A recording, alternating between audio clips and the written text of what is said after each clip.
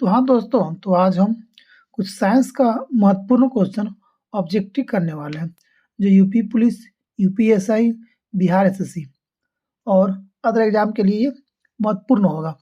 तो आप मेरे चैनल पर बने रहिएगा और मेरा ज़्यादा नहीं, आपको पौन घंटा रहना पड़ेगा। पौन घंटे में आपको हम लोग 100-110 क्वेश्चन हम करने वाले हैं।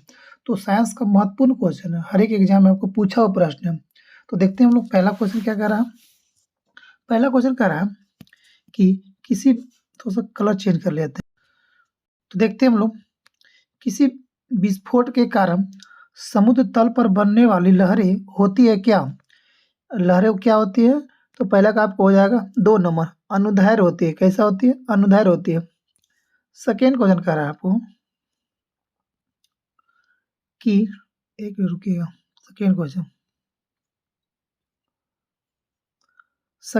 कह रहा है कि अल्ट्रासोनिक तरंगों की आवृत्ति कितनी होती है? तो कितनी होती है? 2 का आपको 3 नंबर, 20 हर्ट्ज से ज़्यादा होती है। अल्ट्रासोनिक तरंगों की आवृत्ति कितनी होती है? 20 किलो हर्ट्ज से ज़्यादा होती है। क्वेश्चन नंबर 3 बोल रहा है कि मनुष्य के लिए ध्वनि की श्रव्य सीमा लगभग कितनी होनी चाहिए? तो 3 का आपको हो जाएगा 3 नंबर, 20 हर्ट्ज से लेकर 20,000 हर्ट्ज तक मनुष्य सुन सकता है। श्रव्य इसे बोलते हैं हम लोग। क्वेश्चन 4 कह रहा है कि लगातार या एकाधिक के कारण प्रतिध्वनियों को एक से अधिक बार सुना जा सकता है, वो क्या कहलाता है? 4 का 2 नंबर, परावर्तन कहलाता है। 1 से 2 बार सुना जा सकता है, क्या कहलाता है? परावर्तन कहलाता है। तो 5 का हम लोग देखते हैं क्वेश्चन नंबर कह रहा है। 5 क्वेश्चन कह रहा है हाँ, कि 25 डिग्री सेल्सियस पर विभिन्न माध्यमों में ध्वनि की चाल के बारे में निम्नलिखित में से कौन से कथन सही या गलत होगा? तो वायु में ध्वनि की चाल 346 मीटर पर सेकंड होता है। जल में ध्वनि की चाल 1498 मीटर पर सेकंड होता है। तो 5 का आपको हो जाएगा आंसर नंबर 3 हो जाएगा। 20 सही सिर्फ इसमें होगा, क्योंकि 1498 आपको ये सही, ये गलत आपको हो जाएगा। 330 होता है आपको। 6 नंबर आ दे। 6 बोल रहा है कि ध्वनि का प्रसार अधिकतम होता है, तो आपको ठोस में सबसे अधिक, ठोस में सबसे कम, गैस में। ठोस के बाद द्रव, द्रव के बाद गैस। क्वेश्चन नंबर 7 में आते हैं। 7 कह रहा है कि ध्वनि की दृढ़ता जो दोहरे प्रतिबंधों का परिणाम होती है, उसे क्या कहा जाता है? तो होगा प्रतिध्वनि। जो लौट कर आता है ध्वनि, उसे क्या कहते हैं? इको साउंड, प्रतिध्वनि। 8 हो जाएगा आपको। 8 का अलग, एक तरंग की गर्त की गहराई को इसका क्या कहा जाता है? तरंग के गर्त की गहराई को क्या कहा जाता है? तो आयाम कहा जाता है। क्या कहता है? आयाम कहा जाता है। जो आपको ऐसे रहता होगा, नहीं सॉरी, ऐसे रहता है। ये आपको जैसे ऐसे हो गया, ये हो गया आपको ऐसे, ये होता है, ये कहलाता है गर्त। ये आपको जो होता है ना, ये बोला गहराई को लोग गर्त बोलते हैं, ये बोलो गर्त बोलते हैं। ये क्वेश्चन नंबर 9 देख रहे हैं। 9 कह रहा है कि किसी माध्यम में घनत्व के एक दोलन को पूरा करने में लगने वाला समय को क्या कहा जाता है? तो 9 का आपको हो जाएगा 2 नंबर, तरंग का काल कहा था। क्या कहा था? तरंग का काल कहा जाता है। क्वेश्चन 10 कह रहा है कि डॉक्टरों द्वारा ठोस वस्तुओं को भेदने हेतु हवाई अड्डों में किस तरंग का प्रयोग किया जाता है? तो 10 का आपको हो जाएगा 2 नंबर, एक्सरे होता है। एक्सरे होता है। क्वेश्चन नंबर 11 कह रहा है कि इंफ्रारेड किरण, इंफ्रारेड रे क्या है? तो हो जाएगा विद्युत चुंबकीय तरंग होता है। क्या होता है? विद्युत चुंबकीय तरंग होता है, इंफ्रारेड रे। क्वेश्चन नंबर 12 आता है, स्पष्ट प्रतिध्वनि सुनने के लिए मूल ध्वनि तथा प्रवर्तित ध्वनि के बीच कम से कम समय अंतराल होना चाहिए। कितना होना चाहिए? तो 0.1 सेकेंड होना चाहिए। क्वेश्चन नंबर 13 कि निम्न में से किस ध्वनि तरंग में तरंगदैर्घ्य सर्वाधिक लंबी होती है? किसमें सर्वाधिक लंबी होती है? तो 100 हर्ट्ज की आवृत्ति वाली तरंग, जिसमें तरंगदैर्घ्य सर्वाधिक लंबी होती है। 13 का हो जाएगा 1 नंबर। देखते हैं क्वेश्चन नंबर 14 कह रहा है कि मानव मस्तिष्क में ध्वनि की अनुगूंज कितनी देर तक कायम रहता है, मानव के ध्वनि में कितना देर तक रहता है, तो 0.1 सेकेंड। क्वेश्चन दोस्तों ये इम्पोर्टेंट है, हर एक एग्जाम के लिए आपको महत्वपूर्ण होगा। आप ध्यान से हर एक क्वेश्चन को सिर्फ आप देख लीजिएगा एक बार सरसरी निगाहों से, तो आपका एग्जाम में लड़ने का संभावना ज़्यादा रहेगा। हर एक एग्जाम हो जिसमें साइंस पूछता हो। एक व्यक्ति की चट्टान के पास ताली बजाई, एक व्यक्ति ने चट्टान के पास ताली बजाई और उसे 4 सेकेंड के बाद गूंज सुनाई दी, तो व्यक्ति से चट्टान की दूरी क्या है? कितना दिया है? 4 सेकेंड में सुनाई पड़ा। कितना दूरी है?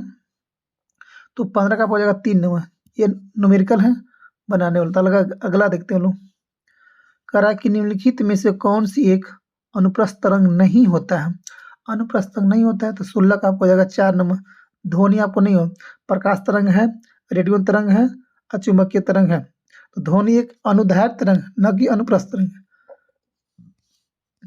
क्वेश्चन 17 में आते हैं हम लोग। इकोकार्डियोग्राम, इकोकार्डियोग्राम अधिक नजदीकी से किससे संबंधित है? तो आएगा 17 का वो 1 नंबर डॉपलर इफेक्ट से। डॉपलर इफेक्ट से होता है। सोनार क्या है? सोनार का पूरा नाम क्या है या क्या है? सोनार का पूरा नाम क्या होता है? तो आएगा साउंड नेविगेशन एंड रेजिंग होता है। Sound navigation and raising. Question 19 देख रहे हैं कि निम्नलिखित में से सोनार की मदद से मापा जा सकता है, तो किसको मापा जा सकता है? 19 का हो जाएगा आपको इन पानी के अंदर मौजूद वस्तुओं की दूरी तथा दिशा और गति को मापते हैं हम लोग। तो हो जाएगा आपको 19 का 4 नंबर। क्वेश्चन 20 में हम लोग आते हैं। क्वेश्चन 20 में आइएगा। कल एक शब्द रडार किससे शब्द रडार किससे व्युत्पन्न है? तो अगर 20 का हो जाएगा 4 number radio detection and ranging. 21 बोल रहा है कि तरंग लंबाई आमतौर पर ग्रीक लेटर में दर्शाया जाता है। लंबाई को हम लोग ग्रीक लेटर में दर्शाया जाता है। तो किसमें था? लैम्डा में। तरंग की लंबाई को हम लोग लैम्डा करते हैं। 22 का रहा है कि अपश्रव्य, या तो हम उसी को बोलते हैं इंफ्रासोनिक तरंगों की आवृत्ति कितना होती है? तो 22 का हो जाएगा 20 हर्ट्ज से कम। अपश्रव्य इसे बोलते हैं। अपश्रव्य 20 हर्ट्ज से कम श्रव्य होता है 20 से लेकर 20 हर्ट्ज के बीच होता है। एक होता है पराश्रव्य जिसको हम लोग सुन नहीं पाते हैं। 23 में हम आते हैं। 23 कह रहा है कि निम्नलिखित में से कौन सा कथन ध्वनि तरंगों और प्रकाश तरंगों के बारे में सही है? तो 23 का आपको हो जाएगा कौन? 23 का आपको हो जाएगा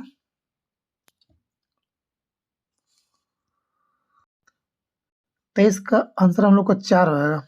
ध्वनि तरंगे अनुदैर्ध्य होती है और प्रकाश अनुप्रस्थ होता है। याद रखिएगा कि ध्वनि तरंगे अनुप्रस्थ तरंग होती है और प्रकाश तरंगे अनुप्रस्थ तरंग होती है। 24 देखते हैं। कारक निम्नलिखित में से किस विद्युत चुंबकीय तरंग की तरंगदैर्ध्य सबसे कम होता है? किसका सबसे कम होता है? तो 24 का होता है अल्फा बीटा गामा। वेधन क्षमता होता है गामा का, बट तरंगदैर्ध्य अगर पूछा था सबसे कम होता है गामा का होता है। अगला देखते हैं 25 नंबर। हर एक तरह से इसमें क्वेश्चन आएगा दोस्तों, हर एक तरह का क्वेश्चन होगा आपको। 25 देखते हैं। 25 कह रहा है कि सूर्य द्वारा उत्सर्जित हानिकारक विकिरण क्या होता है? पराबैंगनी किरण है। क्या होता है? पराबैंगनी किरण होता है। 26 कह रहा है कि निम्नलिखित में से कौन सा किसी ध्वनि तरंग के प्रति इकाई समय किए गए दोलन की संख्या क्या कहलाती है? क्या कह रहा है? निम्नलिखित में से कौन सा किसी ध्वनि तरंग के प्रति इकाई समय में किए गए दोलनों की संख्या को क्या कहते हैं हम लोग? आवृत्ति बोलते हैं हम लोग, हर्ट्ज बोलते हैं। आवृत्ति का तरंग क्या होता है? हर्ट्ज होता है। आइए, कल ध्वनि की आवृत्ति अगर भी है और तरंगदैर्ध्य आपको लैम्डा हो जाएगा। चाल अगर भी है तो करा सी बराबर क्या होता है? सी बराबर क्या होता है? भी बराबर एन लैम्डा होता है। तो भी के बीच क्या होता है? भी बराबर एन लैम्डा होता है। ये आपको भी हो जाएगा, ये आपको एन ई लैम्डा हो जाएगा आपको। अगला क्वेश्चन कर रहा है 28 नंबर कर रहा है कि ध्वनि तरंगे यात्रा नहीं कर सकता किस में, तो खाली स्थान पे यानी कि निर्वात में ध्वनि तरंगे यात्रा नहीं कर सकती। 29 कह रहा है आपको, 29 कह रहा है कि निम्नलिखित में से कौन सी ध्वनि तरंगे की विशेषता नहीं होती है। तो आयाम होती है, समय, अवधि और आवृत्ति भी होती है, गति भी होती है, घनत्व नहीं होता ध्वनि में। अच्छा, 30 कह रहा है कि ध्वनि तरंगे क्या होती है, ध्वनि ये क्या होता है, ध्वनि तरंगे आंतरिक तरंगे होती है। क्या होती है, आंतरिक तरंगे कहते हैं हम लोग। 31 देखते हैं, 31 कह रहा है कि ध्वनि तरंग का आयाम किस पर निर्भर करता है। ध्वनि तरंग का आयाम किस पर निर्भर करता है, तो वस्तु की गुणवत्ता पर निर्भर करती है। जो ज़्यादा सख्त होगा उसमें ज़्यादा आवाज आएगा। क्वेश्चन आते हैं 32, निम्न में से कौन सा माध्यम के घनत्व में किसी ध्वनि तरंग के एक संपूर्ण दोलन में लगने वाला समय क्या होता है, तो आवर्त काल कहलाता है, जो टाइम पीरियड जो होता है। 33 में बनवाते हैं, 33 बोल रहा है कि प्रति सेकेंड इकाई क्षेत्र से गुजरने वाली ध्वनि ऊर्जा की मात्रा को क्या कहा जाता है, तीव्रता कहा था। क्या कहा था, तीव्रता कहा जाता है। 34 क्वेश्चन कर रहा है कि ध्वनि में संचरण कर सकती है सभी विकल्प, कौन कौन, सभी विकल्प सभी हैं क्या, ध्वनि ठोस, द्रव, गैस में, ठोस के पदार्थ में, केवल पदार्थ में, ठीक है। ध्वनि के संचरण के लिए आवश्यक माध्यम अवस्था होनी चाहिए, ठोस, द्रव, गैस, सभी हो जाएगा। 36 में लगाते हैं, क्वेश्चन 36 कह रहा है कि किसी तरंग की तरंगदैर्घ्य सबसे कम होती है किसका, तो बैगनी का। सबसे अधिक किसका तरंग होता है, तो लाल का होता है। सबसे अधिक लाल का, सबसे कम बैगनी का होता है। आगे आते हैं, 37 नंबर क्वेश्चन कह रहा है कि नीचे दिए अभी कथन और कारण दिया गया है। पहला कथन कह रहा है कि जब वेग स्थिर और तरंगदैर्घ्य आधी रखी जाती है तो आवृत्ति दुगनी हो जाती है। अच्छा, अगला कारण कह रहा है कि 37 नंबर का कि वेग बराबर क्या होता है, आवृत्ति गुणा तरंगदैर्घ्य होता है। वेग बराबर क्या होता है, आवृत्ति गुणा तरंगदैर्घ्य। तो 37 का हो जाएगा, इसका आंसर हो जाएगा 2 नंबर। इसमें क्या कर रहा है कि कथन और कारण दोनों सही है, बट लेकिन कारण जो है कथन का उचित व्याख्या है, बिल्कुल। क्वेश्चन 38 कह रहा है आपको, 38 कह रहा है कि निम्न में से क्या तरंग की विशेषता क्या नहीं है, तरंगदैर्घ्य, आयाम, आवृत्ति और माध्यम। तो इसमें माध्यम नहीं होता, तरंग में आयाम भी होता है, तरंगदैर्घ्य भी होता है, आवृत्ति भी होता है, बट आयाम इसमें नहीं होता है।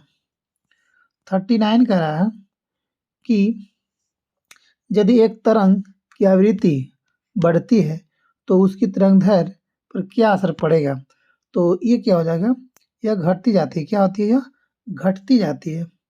40 नंबर, 40 आपको मिलान करना है। तो क्वेश्चन 40 देखते हैं कि एक होता है चुंबकीय तरंगे है और उसका प्रयोग कहाँ कहाँ होता है। तो अगर रेडियो तरंग के देखा जाए तो सेलुलर फोन में आपको होता है, सेलुलर फोन में होता है, ठीक है। एक मिनट, थोड़ा सा आगे करते हैं इसको, आगे देखते हैं।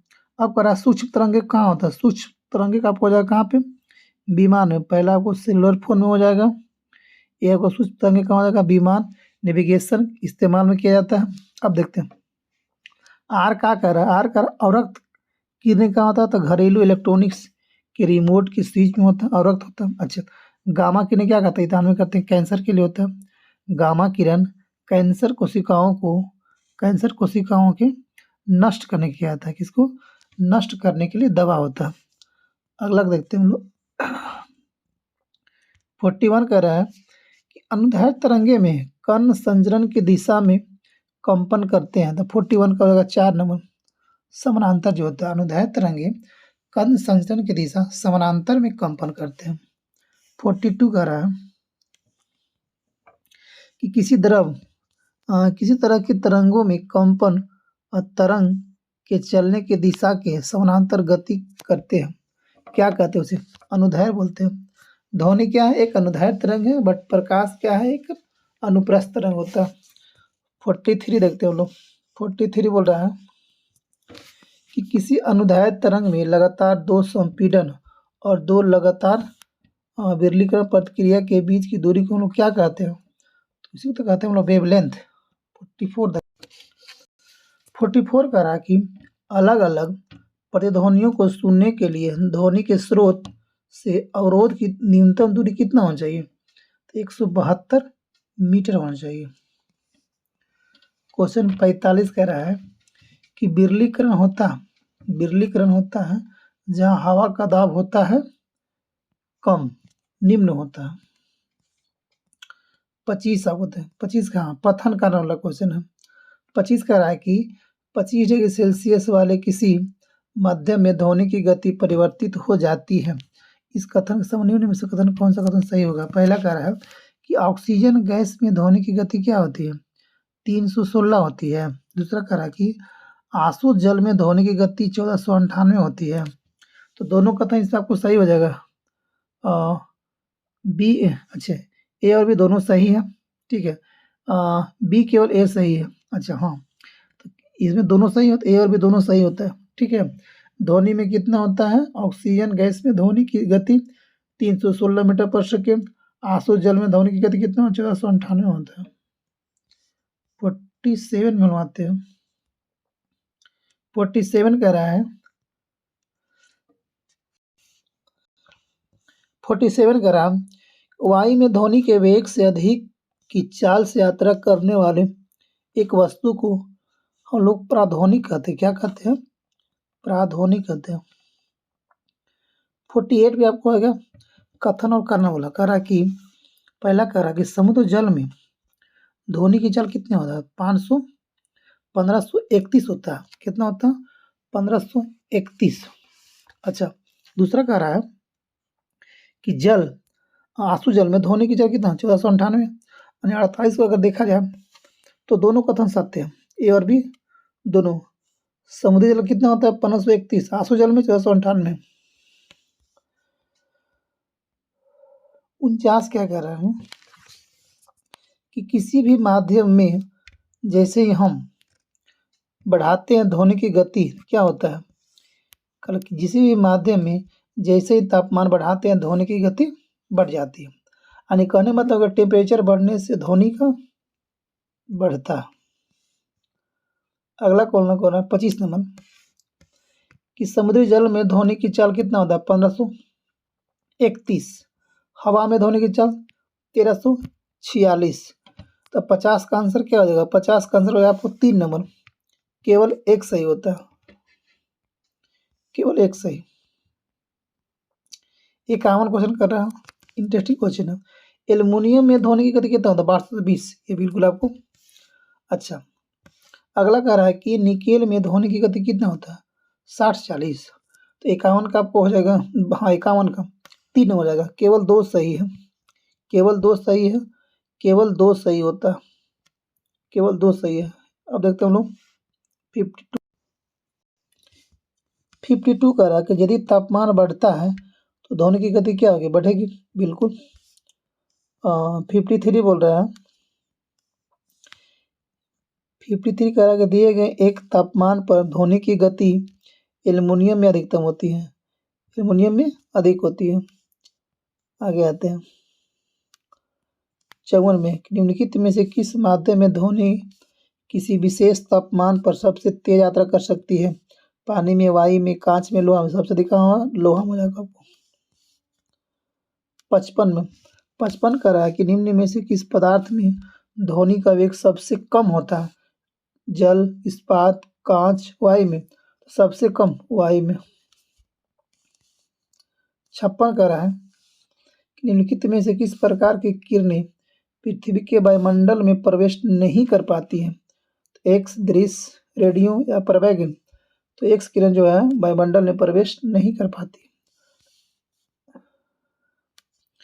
57 आते हैं।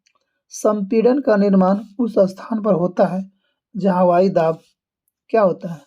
सबसे उच्च होता है। 58 में आते हैं।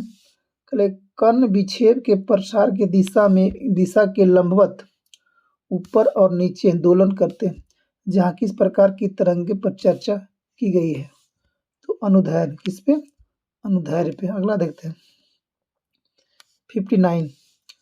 ध्वनि हठज ध्वनि की विशेषता नहीं होता।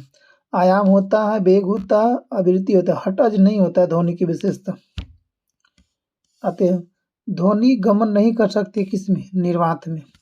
आधा क्या कि ध्वनि निर्वात में गमन नहीं कर पाती, ठोस में करती है, द्रव में करती है और गैस में भी करती है। आते हैं हम लोग 61 में आते हैं। 61 कह रहा है कि नर्म और छिद्रयुक्त सतहों का उपयोग करके शोर को अवशोषित करने के लिए तकनीक का प्रयोग किया जाता है। मतलब कि नमी डालकर यानी कि ध्वनि को अवशोषित करने की कम करना ध्वनि सुरक्षा कहलाता है। क्या कहलाता है? ध्वनि सुरक्षा। ध्वनि कंपन के कारण उत्पन्न होती है, सही बात होता है। 63 है। निम्नलिखित में कौन सा कथन ध्वनि और प्रकाश तरंगों के बारे में सही है? तो सही अगर कहा जाए तो दोनों कौन कौन? ध्वनि और प्रकाश दोनों अनुप्रस्थ है, गलत बात है। दोनों अनुदैर्ध्य है, ये भी गलत है। ध्वनि तरंगे अनुप्रस्थ होती है लेकिन प्रकाश अनुदैर्ध्य, गलत, उल्टा दे दिया है। डी सही है कि ध्वनि तरंग अनुदैर्ध्य होती है बट प्रकाश होता है अनुप्रस्थ तरंगे होती है। अगला क्वेश्चन आते हैं 64 नंबर में। 64 क्वेश्चन क्या कह रहा है कि निम्नलिखित की भिन्नता के कारण संपीड़न और विरलीकरण उत्पन्न होता है। किसके कारण से होता है? तो यह होता है हवा के दबाव के कारण। किसके कारण? हवा के दबाव के कारण। अगला क्वेश्चन 65 कह रहा है कि ध्वनि की तीव्रता मापी जाती है डेसिबल में। कितना है? डेसिबल। किसमें? डेसिबल में। आगे आते हैं 66। ध्वनि तरंगे की आवृत्ति मापने की इकाई को क्या कहते हैं? हर्ट्ज बोलते हैं। आवृत्ति को मात्रा क्या होता है? हर्ट्ज होता है। आते हैं क्वेश्चन 67। 67 कह रहा है कि ध्वनि निम्न में से क्या एक है? तो ध्वनि एक आंतरिक तरंग होता है। क्या होता है? आंतरिक तरंग होता है। 68 कह रहा है कि यदि किसी तरंग की आवृत्ति दुगनी हो जाती है तो उसकी तरंगदैर्घ्य क्या होगा? उसकी तरंगदैर्घ्य क्या होगा? तो उसकी तरंगदैर्घ्य मूल की आधी हो जाएगी। 69 में आते सोनार, अभी पढ़े थे हम लोग। सोनार, एक सोनार में मौजूद मुख्य उपकरण क्या है जिसका उपयोग पानी के नीचे मौजूद की दूरी, दिशा, गति पता लगाने के लिए किया जाता है? तो क्या है? ट्रांसमीटर होता है और डिटेक्टर इसके अंदर होता है। क्या होता है? ट्रांसमीटर और डिटेक्टर होता है, वही पकड़ता है। अच्छा 70 क्या कह रहा है कि एक्सरे जो अब चिकित्सा के क्षेत्र में दैनिक रूप से रोग निदान के लिए उपयोग किया जाता है। इसकी खोज किसके द्वारा किया गया था? एक्सरे की खोज कौन किया था? रोएंटगेन किया था। कौन किया? रोएंटगेन किया था। रेडियो द्वारा क्या कह रहा है कि रेडियो द्वारा उत्पादित ध्वनि क्या कहलाता है? आयाम बढ़ने से रेडियो द्वारा उत्पादित ध्वनि आयाम बढ़ने से बढ़ती है। आयाम बढ़ने से बढ़ती है। अगला क्वेश्चन कह रहा है कि तरंग, चाल, आयाम, तरंगदैर्घ्य और आवृत्ति सभी को क्या कहा जाता है? तो तरंग की ये क्या है? विशेषता होता है। कौन कौन होती है विशेषता? तरंग भी होती है, चाल होती है, आयाम होती है, तरंगदैर्घ्य होती है और आवृत्ति भी होती है। अगला क्वेश्चन कह रहा है हम लोग का 73 कह रहा है कि ऊंचाई एक मात्रा है जो एक तरंग की आवृत्ति का वर्णन नहीं करती है। जी बिल्कुल बात है, नहीं करती है। 74 क्वेश्चन हम लोग कह रहा है कि ध्वनि के संचरण के दौरान माध्यम में कणों के उच्च घनत्व का क्षेत्र क्या कहलाता है? संपीड़न कहलाता है। क्या? संपीड़न। क्वेश्चन 75 कह रहा है कि समुद्र की गहराई निर्धारित करने पानी के नीचे की पहाड़ियों, घाटियों, पनडुब्बियों और हिमशैल आदि का पता लगाने के लिए किस तकनीक का उपयोग किया जाता है? सोनार का। इतना क्वेश्चन एक में था। अगला क्वेश्चन देखते हैं। 76 बोल रहा है कि निम्न में से किस तरंगों में संपीड़न और विरलन प्रतिक्रिया शामिल होता है? अनुदैर्ध्य तरंग, संपीड़न और विरलन किस में होता है? अनुदैर्ध्य में होता है। अब आते हैं 77 वगैरह है। 77 कह रहा है कि यदि एक श्रृंग और उसके क्रमागत गर्त की मध्य दूरी L है तो तरंग दैर्ध्य क्या होगा? L 2L हो जाएगा। तरंग का आयाम होता है, तरंग का आयाम माध्यम में कण द्वारा मध्य स्थान के किसी भी तरफ तय की गई अधिकतम दूरी होती है। 79 में लोग आते हैं। किसी एकल आवृत्ति की आवाज को क्या कहा जाता है? टोन कहते हैं। किसी एकल आवृत्ति की आवाज को हम लोग क्या कहते हैं? टोन कहते हैं। क्या कहते हैं? टोन कहते हैं। 80 कह रहा है कि निम्नलिखित में से कौन सा निर्वात में यात्रा नहीं कर पाती है?